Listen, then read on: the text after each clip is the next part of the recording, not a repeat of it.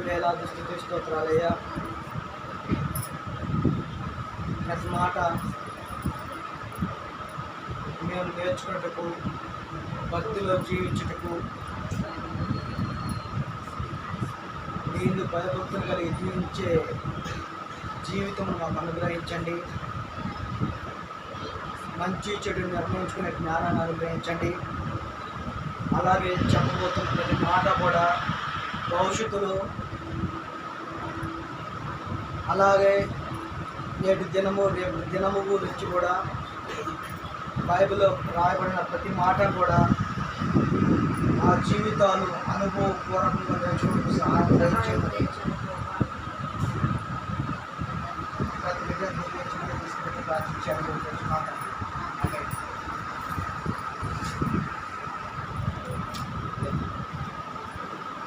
సామెతలు 9వ అధ్యాయము 10వ వచనం. యెహోవాయందు భయభక్తులు కలిగి ఉండుటయే జ్ఞానమునకు మూలము. పరిశుద్ధ దేవుని గూర్చిన తెలివియే వివేచనకు ఆధారము. చాలు. భయభక్తులు కలిగి ఉండుట జ్ఞానమునకు మూలము అన్నాడు. భయము, భక్తి,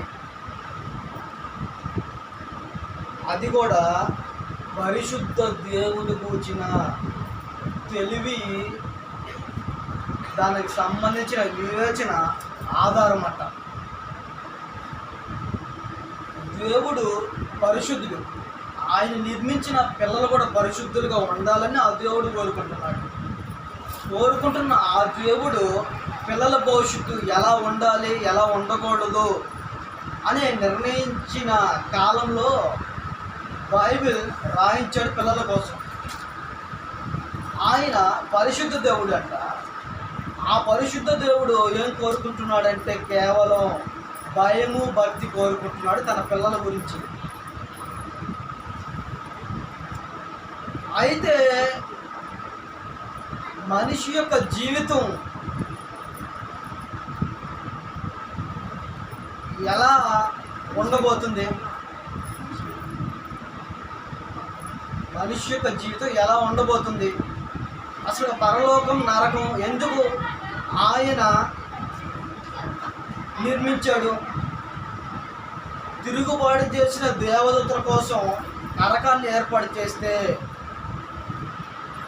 ఆ నరకం నుండి తప్పించబడడానికి బైబిల్ మనకి ఆయన తన భక్తుల చేత రాయించిన ఆ యొక్క భక్తులు ఆ దేవుని పట్ల నమ్మకంగా ఉన్నారు. ఆ బైబిల్ చదువుతున్న భక్తులు మాత్రం ఎలా జీవిస్తున్నారు?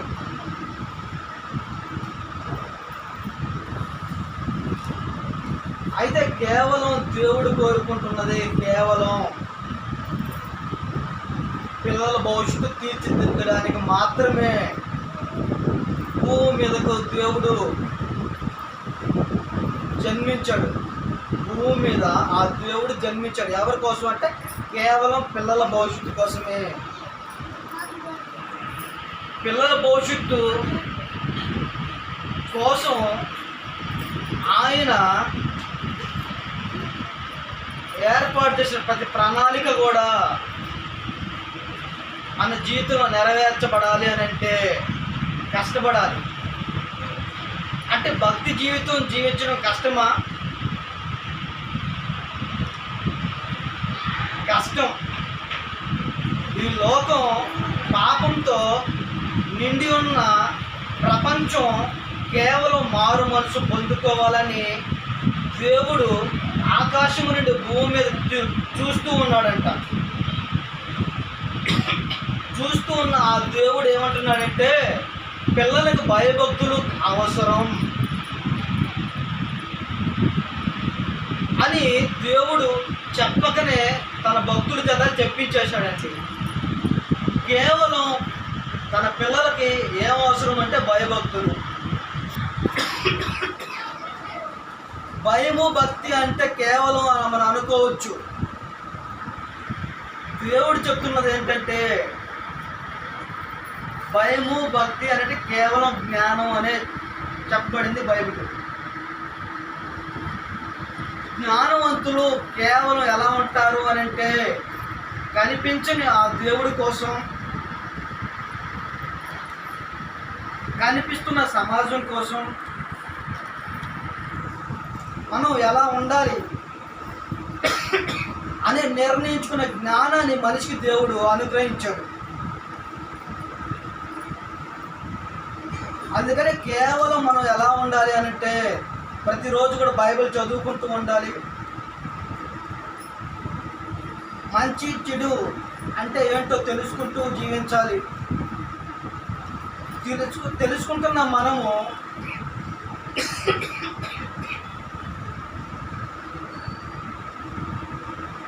ఆ పరిశుద్ధ దేవుడు గురించిన జ్ఞానం మనం ప్రకటించాలి.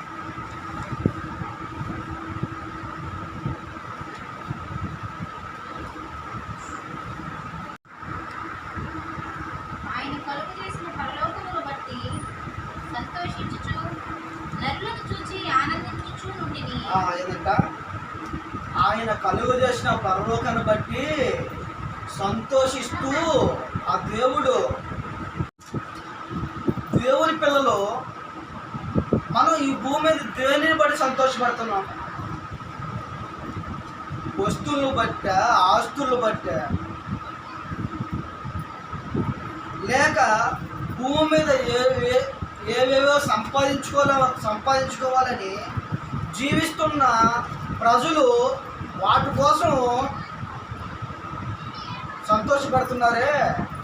అయితే దేవుడు కేవలం పిల్లల భవిష్యత్తు కోసం ఆయన సంతోషపడుతున్నాడంట. ఆయన సంతోషపడుతున్నాడంటే మనం ఎలా ఉండాలి? సంతోషపడుతున్న ఆ దేవుడు కోసం మనం కూడా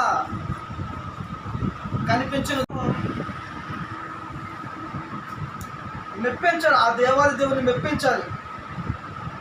ఎందుకంటే సమస్తాన్ని భూమి మీద సూర్య చంద్ర నక్షత్రములు అన్నిటిని కూడా నిర్మించింది ఆయన. అలాంటి దేవుణ్ణి మనం సంతోషపెట్టే వారిగా ఉండాలి. అలా జీవించాలండి పిల్లలు. 11 వచ్చింది, 9వ అధ్యాయం 11 వచ్చింది. నా వలన నీకు దీర్ఘాయువు కలుగును, నీవు జీవించు సంవత్సరములు అధికములగును. దేవుడు పిల్లల భవిష్యత్తు కోసం ఏమంటాడు? దీర్ఘాయువును కలుగును, నీవు జీవించు సంవత్సరములు అధికములగును అన్నాడు. జీవించు సంవత్సరములు అధికములగును అన్నాడు. అంటే భూమి మీద జీవిస్తున్న మనము ఆయన కోసం, దేవుడి కోసం నిలబడాలి. దేవుని కోసం నిలబడి ఆయన పిల్లల కోసం మనం ప్రకటించేవారిగా ఉండాలి.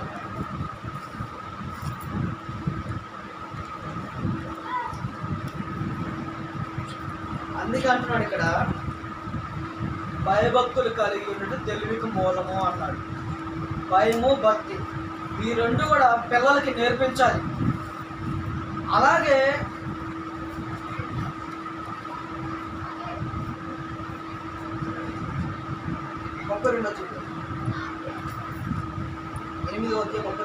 కావున పిల్లలారా నా మాట ఆలకించుడి, నా మార్గములను అనుసరించు వారు ధన్యులు. పిల్లలారా నా మాట ఆలకించుడి, నా మార్గం అనుసరించే వారు ధన్యులు అన్నాడు. ఎందుకంటే పిల్లల కోసం సంతోషపడ్డాడు ఆయన. అలాగే పిల్లలకి జ్ఞానం అవసరం అన్నాడు. అలాగే ఇక్కడ ఏమంటున్నాడంటే, నా మార్గం అనుసరించేవారు ధన్యులు అన్నాడు. ఆయన చెప్పిన ఆజ్ఞల ప్రకారం మనం నడుచుకోవాలి. అప్పుడే మనము ధన్యులుగా ఉంటామంట. అలాంటి జీవితం కోసం మనం ఎదురు చూడాలి. అలా జీవించాలని దేవుడు కోరుకుంటున్నారు పిల్లలు.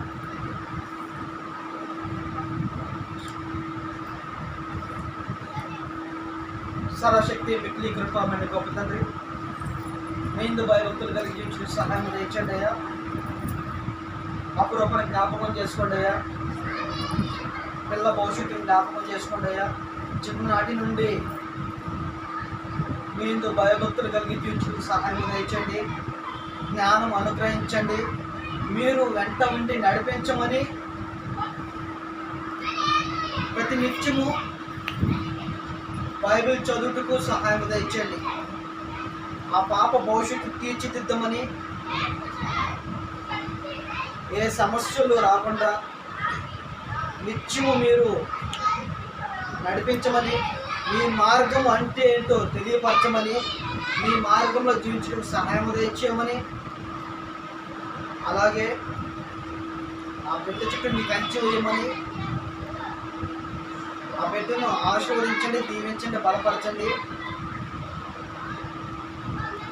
చదువు తోడుగా ఉండండి, జ్ఞానం అనుగ్రహించండి, మంచి చెడు నిర్ణయించుకునే జ్ఞానాన్ని అనుభవం నేర్పించండి. మీ హిందూ భయభక్తులు కలిగి జీవించే సహాయం దయచేయమని, ఇక్కడ కూర్చున్న ప్రతి బిడ్డను దీవించి బలపరచమని, ప్రతినిత్యము మిమ్మల్ని జ్ఞాపకం చేసుకుని సహాయం దయచేయమని, ఈ సేవలో వాడుకోవడానికి సహాయం దయచేయమని తీసుకుపెట్ట ప్రార్థించి అడిగి వచ్చిన ఆమె.